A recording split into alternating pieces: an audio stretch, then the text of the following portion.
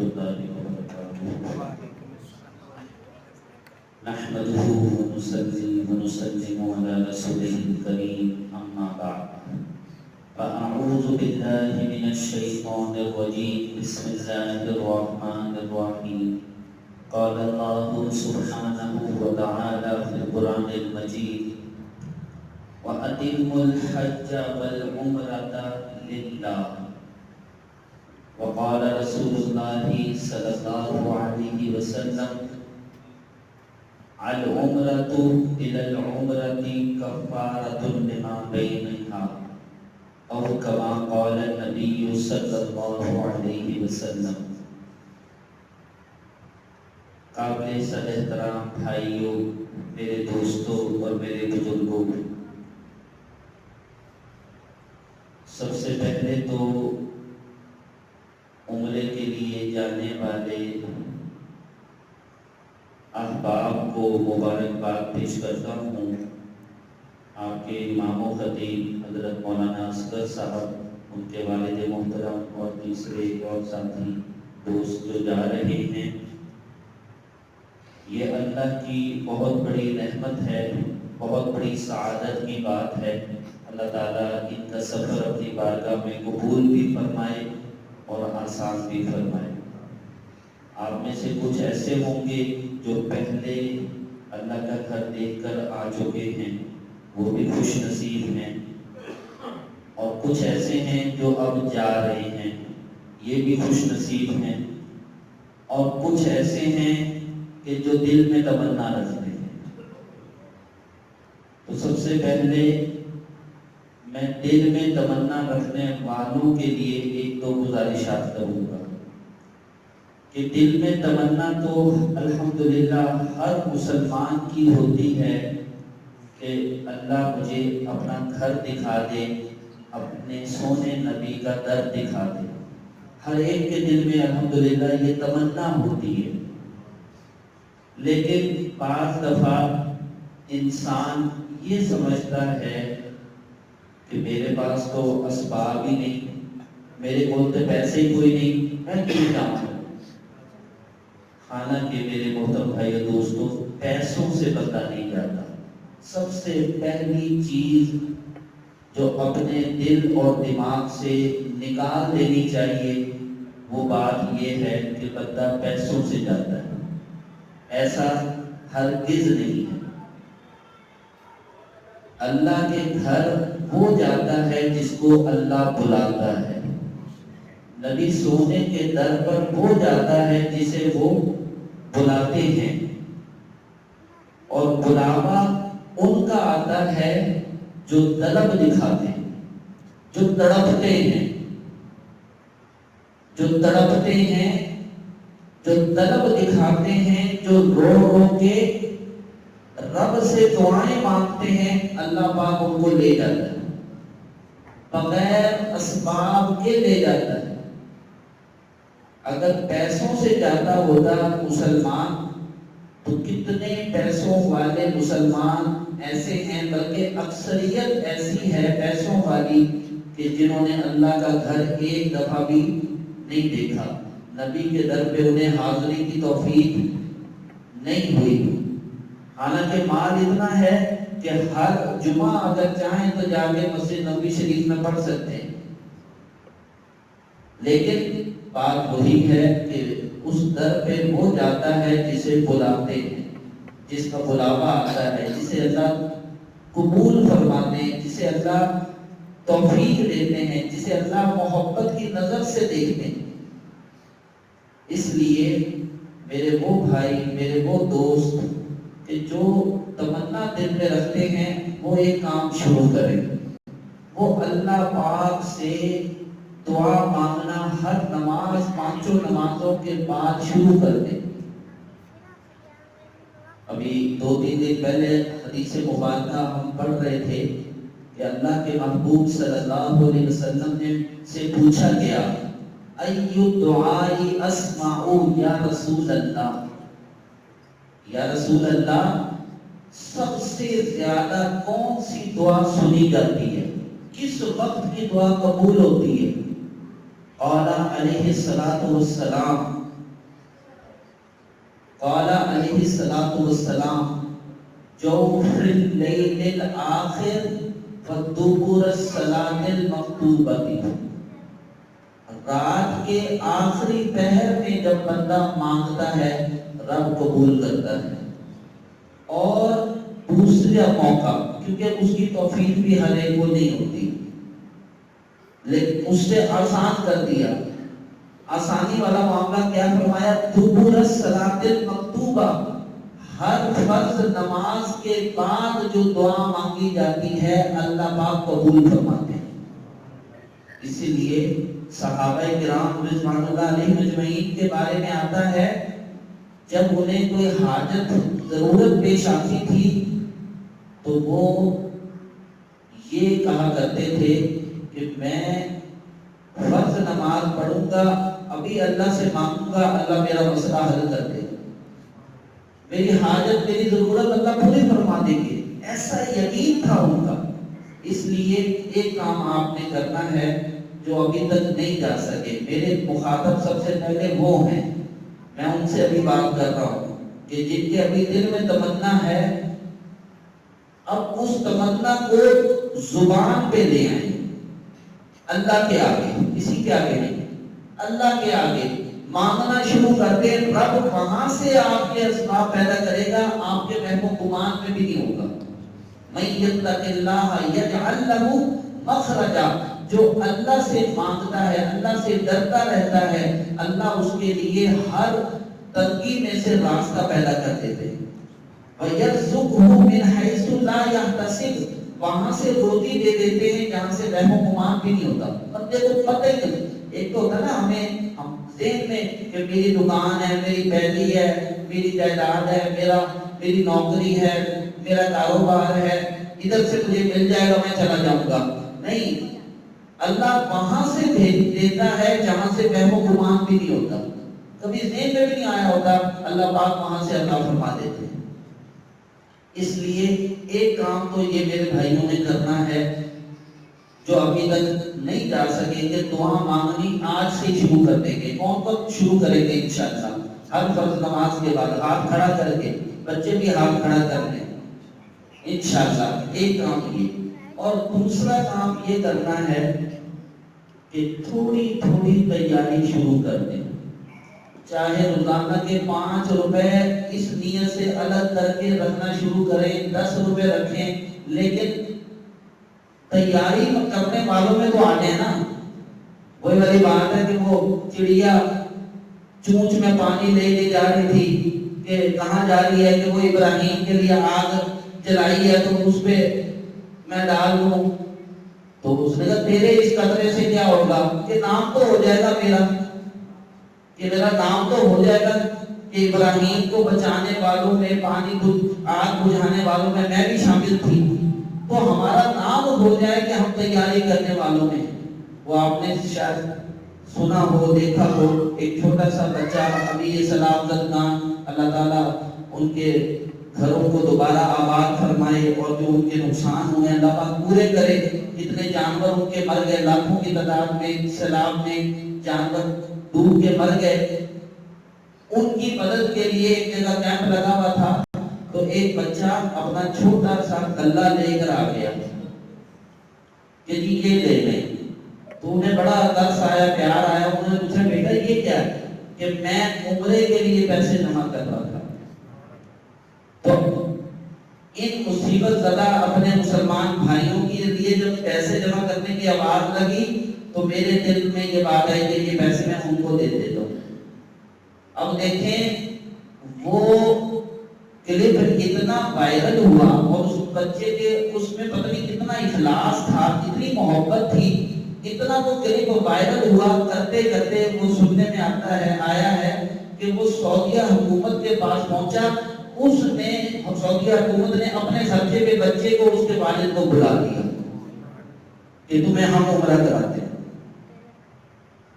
تو بات یہ ہے کہ اللہ کے ہاں تو دل کی تڑپ چلتی ہے، طلب چلتی ہے، جو جتنی تڑپ سے مانگے گا، طلب سے مانگے گا، اللہ پاک اس کو لے جائیں گے۔ تو دوسرا کام یہ کریں، ہم تھوڑی تھوڑی سی تیاری شروع کرتے ہیں، تھوڑی تیاری ہوگی، زیادہ نہیں، تھوڑی تھوڑی ہو، اللہ کو یہ دکھا دے کہ اللہ میں اتنی کر سکتا ہوں، میں اتنی کر سکتا ہوں، جتنا میں کر سکتا ہوں وہ میں نے کر دیا، آگے تیرا کام ہے تو کر دے، آگے تیرا کام ہے تو کر دے۔ تو یہ بھی کریں گے، شرع سیاری بھی کریں گے، اللہ تعالیٰ دیکھیں قبول فرمائے۔ کیونکہ دیکھیں حج کے لیے جانا، عمرے کے لیے جانا، یہ اس لیے ہے، میں نے قرآن پاک کی آیت مبارکہ کا ایک حصہ پڑھا ہے، اتم الحج والعمرۃ للہ، یہ کس کے لیے ہے؟ اللہ کے لیے۔ حج کس کے لیے؟ اللہ کے لیے۔ عمرہ کس کے لیے؟ اللہ کے لیے۔ اللہ جی آپ راضی ہو جائیں، اللہ جی آپ خوش ہو جائیں، آپ کو راضی کرنا مقصد ہے۔ حج عمرے کا مقصد کیا ہے؟ زندگی کو بدلنا ہے۔ عمرہ نام ہے توبہ کرنے کا، عمرہ نام ہے زندگی کو بدلنے کا، عمرہ نام ہے اپنے گناہوں کی معافی مانگنے کے لیے جانے کا، عمرہ نام ہے اپنے ظاہر کو بدلنے کا، اپنے باطن کو بدلنے کا۔ عمرہ تو زندگی کے بدلنے کا نام ہے۔ عمرہ کوئی عام سفر نہیں ہے، یہ بہت اونچا سفر ہے۔ حتیٰ کہ حدیث مبارکہ میں آتا ہے جب بندہ عمرے کے نیت کر کے تلبیہ پڑھتا ہے، لبیک اللہم لبیک لبیک لا شریک لک لبیک ان الحمد والنعمت لک والملک لا شریک لک، حدیث پاک میں آتا ہے جب بندہ تلبیہ پڑھتا ہے، اس کے آگے بیت اللہ شریف تک جتنی کائنات کی چیزیں ہیں وہ سب تلبیہ پڑھنا شروع کر دیتی ہیں۔ جتنے درخت ہیں، جتنے پتے ہیں درختوں کے، جتنے ریت کے ذرے ہیں، جتنے پانی کے قطرے ہیں راستے میں، یہ سارے اس کے ساتھ تلبیہ پڑھنے میں شریک ہو جاتے ہیں۔ یہ معمولی سفر نہیں ہے، اللہ کی نظر بدل جاتی ہے۔ اللہ پاک کہتا ہے میرا وفد آ رہا ہے، میرے پاس میرا وفد آ رہا ہے، میرے مہمان آ رہے ہیں، اور یہ اب آ کر اس سے جو مانگیں گے میں ان کو دے دوں گا۔ یہ جو مجھ سے مانگیں گے، حدیث پاک میں آتا ہے حج کرنے کے لیے جانے والا، عمرے کے لیے جانے والا وہ اللہ کا مہمان ہے، ضیوف الرحمان، وہ اللہ کے مہمان ہوتے ہیں۔ اللہ پاک سے جو مانگتے ہیں اللہ ان کو دے دیتا ہے، جو مانگتے ہیں۔ اس لیے کہتے ہیں نا جب بیت اللہ شریف پہ جو پہلی نظر پڑتی ہے اس وقت کیا کیفیت ہوتی ہے، فرمایا اس وقت جب بندہ دل سے اللہ سے مانگتا ہے دعا، اللہ پاک اس کو قبول فرما لیتے ہیں۔ اس لیے یہ بہت اونچا سفر ہے، یہ بہت بڑا سفر ہے، عبادت بہت بڑی عبادت ہے۔ حتیٰ کہ حدیث شریف میں آتا ہے حج اور عمرے کے سفر پر بندہ جو 1 روپیہ خرچ کرتا ہے نا، 1 روپیہ 700 روپے خرچ کرنے کا ثواب ملتا ہے، 700 روپے خرچ کرنے کا ثواب ملتا ہے۔ اور اللہ یہ وہ خرچہ ہے، یہ بھی ذہن میں رکھیے گا، جو اللہ اپنے پاس رکھتا ہی نہیں ہے، دنیا میں بھی اللہ اس کا بدلہ دے دیتا ہے اور کئی گنا بڑھا کے دیتا ہے۔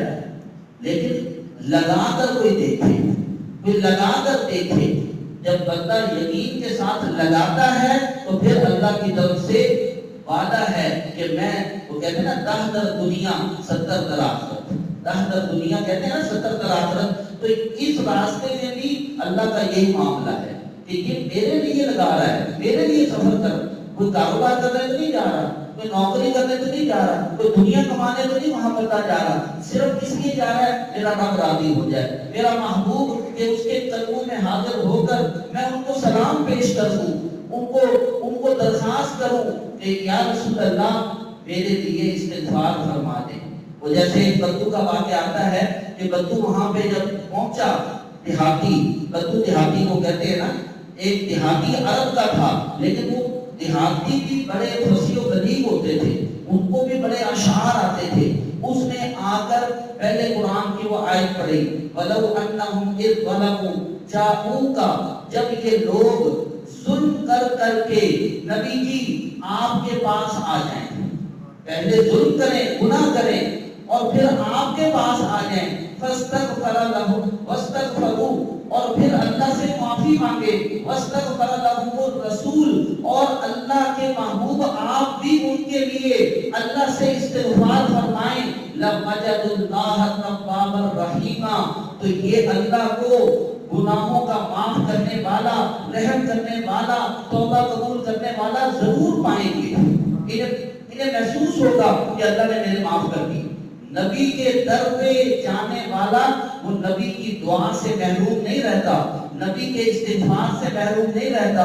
اس لیے علماء نے لکھا ہے نبی کے در پہ جا کے صلی اللہ علیہ وسلم ان سے دعا کی درخواست کریں، ان سے استغفار کی درخواست کریں۔ اور پھر اس نے وہ مشہور شعر پڑھے تھے، وہ مشہور شعر جو آج بھی روضہ مبارک کی جو جالیاں ہیں اس کے درمیان جو دو ستون ہیں، ان ستونوں کے اوپر وہ اشعار آج بھی لکھے ہوئے ہیں۔ وہ جو اس بندو نے پڑھے تھے، اس آیت کے پڑھنے کے بعد 2-3 شعر پڑھے۔ وہ شعر کیا تھے؟ یا خیر من دفنت بالقاع اعظمه فطاب من طیبه القاع والعدم نفس الفداء لقبر انت ساکنه فيه الجود والكرم والعفاف فيه العفاف والجود والكرم انت الشفيع الذي ترجى شفاعته انت الشفيع الذي ترجى شفاعته یوم ذلت القدم۔ اے سب سے بہترین کائنات کے اندر، جتنے دنیا کے اندر آج تک زمین میں دفن کیے گئے جتنے انبیاء، جتنے اولیاء، سب میں بہترین ذات، سب میں بہترین آپ جس جگہ پر آپ آرام فرما رہے ہیں وہ جنت کا ٹکڑا ہے اندر۔ اور فرمایا کہ نفس الفداء لقبر، میری جان آپ کی قبر پر قربان ہو جائے۔ انت ساکنہ، جس میں آپ آرام فرما رہے ہیں، کہ فیہ العفاف، اس آرام کرنے والی شخصیت کی جو بخشش ہے وہ بے انتہا ہے، جود بے انتہا، کرم بے انتہا۔ اور انت الشفیع الذی ترجی شفاعتہ، آپ وہ شفیع ہیں، سفارش کرنے والے ہیں، شفاعت فرمانے والے ہیں کہ جب قدم ڈگمگا رہے ہوں گے قیامت کے دن، آپ اس دن سفارش فرمائیں گے اور آپ کی شفاعت سے ہمارا بیڑا پار ہوگا، آپ کی شفاعت سے ہماری نجات ہوگی۔ تو جب کہتے اس نے یہ شعر پڑھے اور شعر پڑھ کے رونے لگا تو آواز آئی کہ اللہ نے تیری مغفرت کر دی ہے، بخشش کر دی ہے۔ تو اللہ اپنے محبوب صلی اللہ علیہ وسلم کے صدقے وہ مغفرت فرماتا ہے، اس سفر کے اندر بخشش فرماتا ہے۔ قدم قدم پہ اللہ ملتا ہے، قدم قدم پر مغفرت کے وعدے ہیں۔ جب آدمی طواف کرتا ہے، اللہ کے گھر کے جو چکر لگاتا ہے، فرمایا طواف میں جو دعا مانگے گا قبول ہوگی۔ صفا پہ جاتا ہے، وہاں جو مانگتا ہے، صفا مروہ کی صحیح کرتا ہے۔ جہاں مائی ہاجرہ دوڑی تھی، مائی ہاجرہ جہاں پہ دوڑی تھی، اللہ کو ان کا دوڑنا تڑپنا اتنا پسند آیا، اس کو عمرے کا رکن بنا دیا، عمرہ کرنے والے کے لیے لازم قرار دے دیا کہ اس نے صحیح کرنی ہے، صفا مروہ کی صحیح کرنی ہے۔ اللہ وہاں پر دعائیں قبول کرتا ہے۔ اللہ پاک پھر جب بندہ حلق کراتا ہے تو گویا کہ یہ تسلیم کرتا ہے، یہ زبانیں اپنے حال سے کہتا ہے کہ رب تعالیٰ کہ میری گردن تیرے ہر حکم کے آگے ایسے ہی تسلیم خم ہے کہ جیسے میں نے تیری رضا کے لیے اپنے بال اتار دیے، میں اپنی گردن بھی تیرے حکم کی خاطر اتار سکتا ہوں۔ تیرے حکم کی خاطر میری گردن بھی قربان، میری جان بھی قربان۔ تو اس لیے اس طرح سے یہ سفر بڑا قیمتی سفر ہے۔ جانے والے بہت مبارک بات کے مستحق ہیں، بہت زیادہ اس کے آداب بھی بہت زیادہ ہیں۔ جیسے میں نے آیت مبارکہ پڑھی نا، اس میں آتا ہے اتم الحج، اتمو کا لفظ غور کریں، اتمام سے ہے، تمام، مکمل کرو، حج اور عمرہ کرو تو مکمل کرو، پورا پورا ادا کرو، اس میں کمی نہ رہنے دو۔ اس لیے عمرہ کرنے سے پہلے انشاءاللہ جب اللہ آپ کو توفیق دے گا، بلائے گا، سیکھ کر جائیں گے، سیکھ کر جائیں گے اپنے امام صاحب سے، خطیب صاحب سے، انشاءاللہ سیکھ کر جائیں گے۔ ایسا نہیں ہے کہ بغیر سیکھے بندہ وہاں چلا جاتا ہے، پھر آدمی وہاں پہ سمجھ نہیں آتی، پریشانی ہوتی ہے، اور پھر دیکھیں کتنا پیسہ خرچ کرتا ہے، کتنا وقت لگاتا ہے۔ اس لیے عمرے کو، حج کو جب بھی جائیں پہلے سیکھ کر جائیں۔ حج تو خاص طور پہ، کیونکہ زندگی میں ایک ہی دفعہ کرنا ہوتا ہے. حج جو فرض ہے وہ زندگی میں ایک ہی دفعہ ہے. لیکن نماز ہے ہم 5 وقت ہر روزانہ پڑھتے ہیں. یہ فرض 5 وقت ادا کرتے ہیں ایک دن میں. اور وہ ایسا فرض ہے کہ زندگی میں ایک دفعہ ادا کرنا ہے. فرض ایک دفعہ ہے. باقی جتنے مرضی حج کریں وہ سارے نفلی ہوں گے, وہ سارے نفلی شمار ہوں گے. یہ حج بدل ہوگا کسی کے بدلے میں جو حج کرتے ہیں. لیکن اپنا فرض جو ہے وہ زندگی میں ایک ہی دفعہ کرنا ہوتا ہے. اس لیے بہت ضروری ہے اس کو سیکھ کر جائیں, اس کو سمجھ کر جائیں, اس کا طریقہ سیکھ کر جائیں. تو جب بندہ سیکھ کر سمجھ کر جاتا ہے تو پھر انشاءاللہ وہاں پر جانے کا پورا فائدہ حاصل ہوتا ہے, پورا اس کا جو ہے اس کو فائدہ حاصل ہوتا ہے. تو مکہ مکرمہ کے اپنے آداب ہیں, مدینہ شریف کے اپنے آداب ہیں, سلام پیش کرنے کے آداب ہیں. ان تمام چیزوں کو سیکھ کر اللہ کے بندے تو کیسے کیسے ادب سے اللہ کے نبی کے در پہ جا کے, اللہ کے محبوب کے در پہ جا کے ان کی آواز ہی بلند نہیں ہوتی, بالکل خاموش اور بالکل آواز ان کی مدھم ہو جاتی ہے, اور ان کے جو ہے ادب کرتے ہیں, احترام کرتے ہیں. تو ہمیں بھی انشاءاللہ اللہ تعالیٰ سب کو بار بار وہاں کی مقبول حاضری نصیب فرمائے اور وہاں جانا ہر مسلمان کو نصیب فرمائے. اس کے لیے ہر نماز کے بعد جیسے میں نے کہا ہم دعا اللہ سے مانگا کریں اور اس کے لیے تھوڑی تھوڑی تیاری شروع کریں. اللہ تعالیٰ انشاءاللہ ہمارے جانے کا اسباب پیدا فرمائے گا, قبول فرمائے گا. وآخر دعوانا ان الحمدللہ رب العالمین. اللهم لك الحمد كله ولك الشكر كله. اللهم صل وسلم وبارك على حبيبك سيدنا محمد كما تحب وترضى له عدد ما تحب وترضى له. ربنا آتنا في الدنيا حسنة وفي الآخرة حسنة وقنا عذاب النار. یا اللہ یہ ہماری اس تقریر کو اپنی بارگاہ میں قبول فرما. یا اللہ بات کا کرنا, بات کا سننا قبول فرما. یا اللہ مغفرت اور بخشش کا سامان فرما. یا اللہ یہ جو مبارک سفر کرنے کے لیے جا رہے مولانا اصغر صاحب, ان کے والد صاحب اور ساتھی, اور جو ان کے ساتھ گھر والے جا رہے, مسکرات جا رہے, یا اللہ سب کا سفر آسان فرما دے. یا اللہ سب کا سفر قبول فرما دے. بخیر و عافیت ان کو واپس اپنے گھروں میں پہنچانا.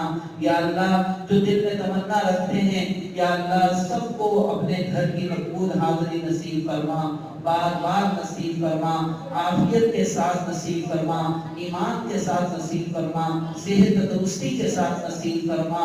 اور یا اللہ جو وہاں پہ یا اللہ وہاں کے آداب ہیں وہ بجا لانے کی ہم سب کو توفیق عطا فرما, کسی کو محروم نہ فرما. یا اللہ ہر قسم کی پریشانیوں سے ہمیں نجات عطا فرما. پوری امت مسلمہ کے حال پر رحم فرما. یا اللہ پوری امت مسلمہ میں جو بیمار ہے سب کو شفاء کلی عطا فرما. مقروض ہے ان کے قرضوں کی ادائیگی کی شکلیں پیدا فرما. بے اولاد ہے نیک صالح اولاد عطا فرما. اولاد والوں کی اولادوں کو نیک اور صالح بنا, آنکھوں کی ٹھنڈک کا ذریعہ بنا. یا اللہ آپ کے محبوب صلی اللہ علیہ وسلم دنیا اور آخرت کی جو بھلائیاں جو خیریں آپ سے مانگا کرتے تھے, یا اللہ ہم بھی انہی کا سوال کرتے ہیں. اپنے محبوب کے صدقے وہ تمام خیریں بھلائیاں ہمیں نصیب فرما دے, پوری امت مسلمہ کو نصیب فرما دے. رسول پاک صلی اللہ علیہ وسلم جن شرور سے بنا مانگا کرتے تھے یا اللہ تمام شرور سے ہماری حفاظت فرما, پوری امت مسلمہ کی حفاظت فرما. یا اللہ ہمارے ملک پاکستان کی بھی حفاظت فرما. جب تک زندہ رہیں اسلام پر زندگی گزارنے کی توفیق عطا فرما. اور یا اللہ جب موت آئے تو خاتمہ ایمان پر فرما. اللہ جی خاتمہ بالخیر فرمانا. ربنا تقبل منا انك انت السميع العليم وتب علينا انك انت التواب الرحيم. وصلى الله تعالى على خير خلقه سيدنا محمد وعلى آله واصحابه واتباعه اجمعين. آمین بحرمت النبی الکریم وبرحمتک یا ارحم الراحمین.